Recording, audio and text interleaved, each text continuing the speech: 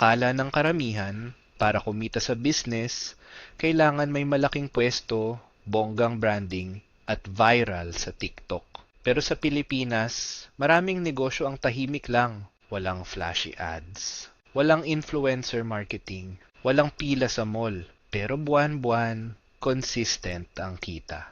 Ito yung mga low-key businesses na hindi masyadong pinag-uusapan pero may real demand sa barangay, schools, offices, at online communities. Today, pag-usapan natin ang mga business ideas na simple, practical, at bagay sa Pinoy market. Quick reminder lang, hindi ito guaranteed income. Lahat ng negosyo may risk.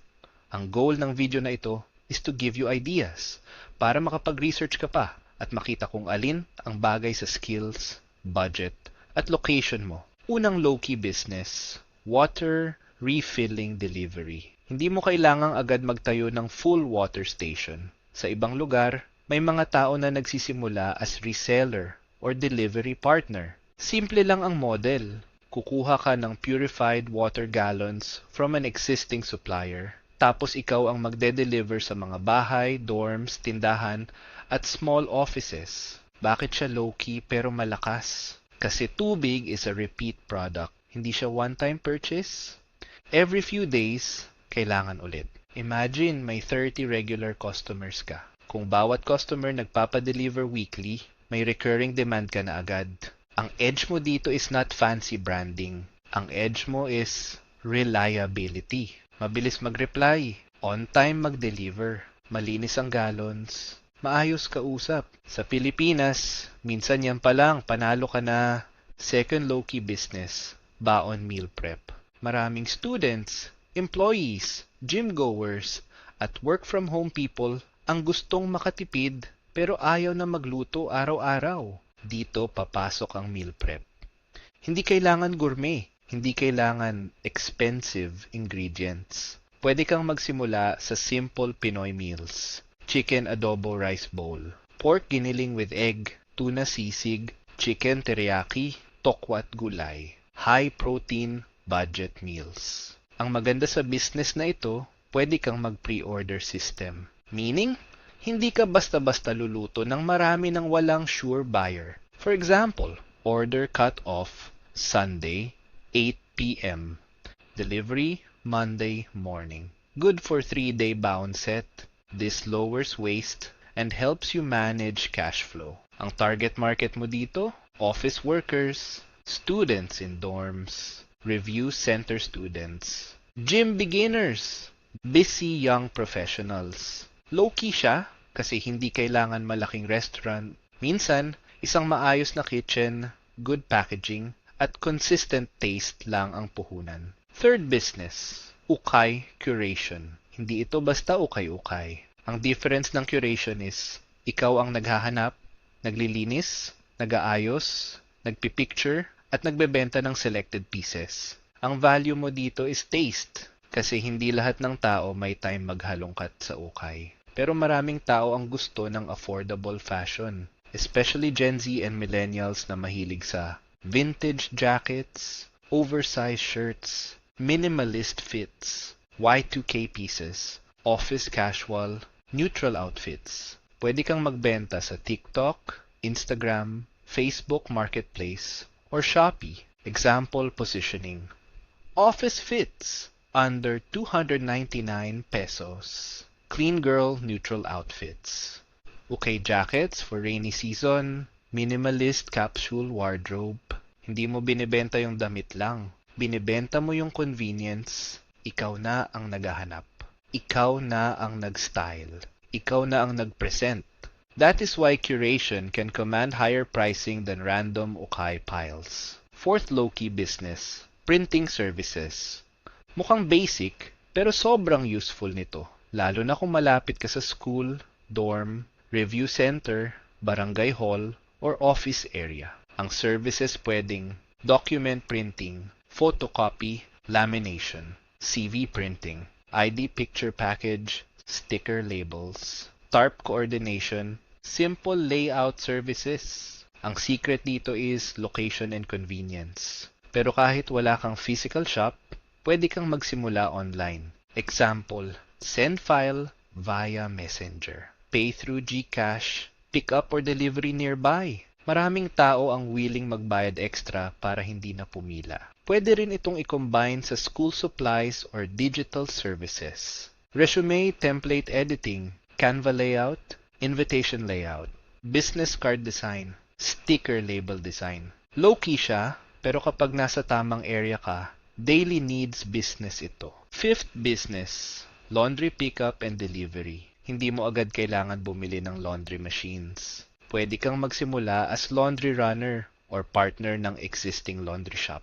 Ikaw ang kukuha ng laundry sa customers, dadalhin sa laundry shop, then ibabalik once done. Target market, condo renters, dormers, busy employees, small families, Airbnb hosts, bed space tenants. Ang problem na sinusolve mo dito is time. Maraming tao ang ayaw magbitbit ng laundry, pumila, bumalik, at maghintay. Kung ikaw ang gagawa nun for them, convenience ang binibenta mo. Possible offer, weekly laundry pickup every Saturday. Free pickup for 10 kilos and above within nearby barangays.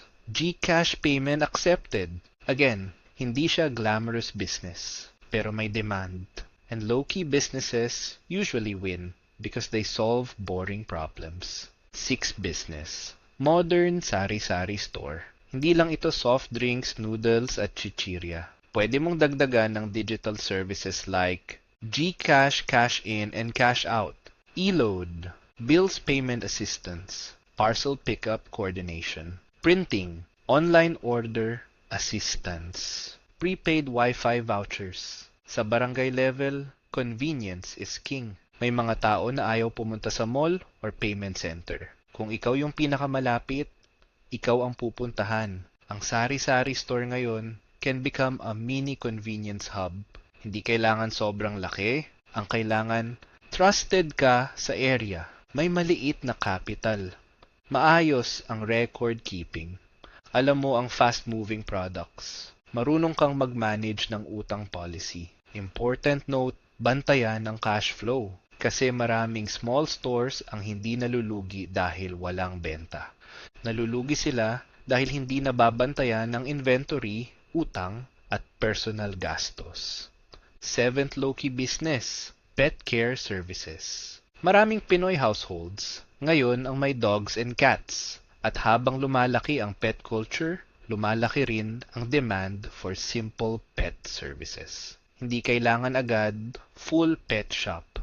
Pwede kang magsimula sa pet sitting, dog walking, basic pet grooming coordination, pet food delivery, homemade pet treats, pet accessories resale. Kung pet lover ka, may advantage ka na. Pwede kang mag-target sa condo communities, subdivisions, or busy for parents. Example offer, weekend pet sitting, dog walking for nearby residents, pet food delivery every payday, affordable pet care for busy for parents. This is relationship-based.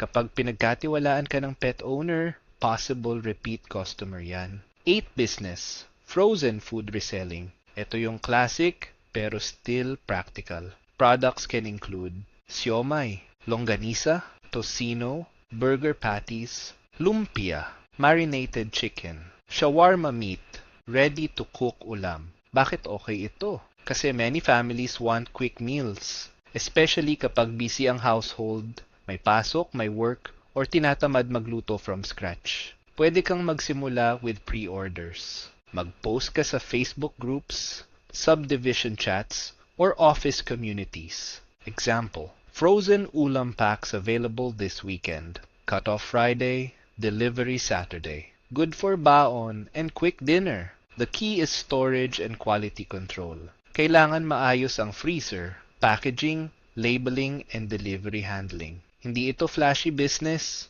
pero practical siya. And practical businesses often survive longer than hype businesses. 9th low-key business, small cleaning services. Maraming renters, condo owners, small offices, and Airbnb hosts ang kailangan ng cleaning help.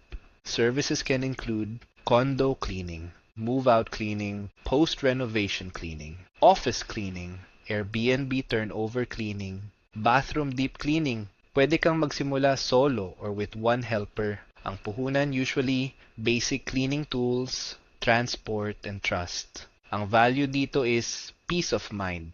Kapag malinis ka gumawa, maingat sa gamit, at on time, pwede kang ma-refer. And referrals are powerful. One satisfied client can lead to 3 more, especially sa condo communities and Facebook groups. 10th low-key business, digital services for micro businesses. Maraming small business owners ang magaling sa produkto, pero hirap sa online presence. Dito ka papasok, pwede kang mag-offer ng Canva menu design, Facebook page setup, simple logo, price list layout, Shopee or TikTok product listing help, basic video editing, caption writing, product photo editing, target clients, food sellers, online shops, sari-sari stores, beauty services, freelancers, coaches, local service providers. Hindi kailangan maging expert designer agad. Kailangan mo lang maging better than someone na walang time mag-aral ng Canva. Start with simple packages. 499 pesos basic menu layout. 999 pesos social media starter kit. 1,500 pesos product listing setup. This business is low inventory. Skills-based siya. And habang gumagaling ka, pwede mong taasan ng rates. Mapapansin mo, karamihan sa low-key businesses hindi glamorous. Tubig, baon, laundry, printing, cleaning, frozen food, digital help. Pero yan ang point. The best businesses are not always the loudest. Sometimes, the best businesses solve everyday problems. Hindi kailangan maging viral. Hindi kailangan maging sosyal. Hindi kailangan mukhang startup. Kailangan lang may real demand, repeat customers, and decent margins. Bago ka pumili, ask yourself these 5 questions. Number 1, may demand ba sa lugar ko? Number 2, kaya ko ba ito gawin consistently? Number 3, may repeat purchase ba? Number 4, gaano kalaki ang starting capital? Number 5, ano ang advantage ko versus others? Halimbawa, kung malapit ka sa school, printing or baon meals might work. Kung nasa condo area ka, laundry pickup, cleaning, or pet care can work. Kung active ka online, ukay, curation, or digital services can work. Kung may freezer ka, frozen food reselling can work. Ang goal is not to copy blindly. Ang goal is to match the business with your location, skills, and network. One common mistake ng beginners is inuuna agad ang logo, page name, at aesthetic branding. Okay lang yan, pero hindi yan ang pinakauna. Unahin mo muna ang proof of demand. May bibili ba? Magkano sila willing magbayad? Uulit ba sila? Kaya mo ba i-deliver consistently? Before spending big money, test small. Post in your community. Ask friends. Take pre-orders. Offer trial services. Start with limited slots. Business is not about looking successful. Business is about serving customers profitably. Very stealth wealth mindset yan. Tahimik lang, practical, measured, cash flow muna bago flex. So kung naghahanap ka ng business idea sa Pilipinas, don't ignore the boring ones. Minsan, yung boring business ang pinaka-stable. Hindi man viral, pero may bumibili. Hindi man fancy, pero may cash flow. Hindi man loud, pero tahimik kumikita. And remember, low-key does not mean small forever. Low-key can be your starting point. Kapag na-master mo ang operations, customers, pricing, and systems, pwede mo siyang palakihin slowly. And kung nagustuhan mo itong video, don't forget to comment, like, share, and subscribe to Low-Key Wealth PH. Because remember, low-key is the new wealthy.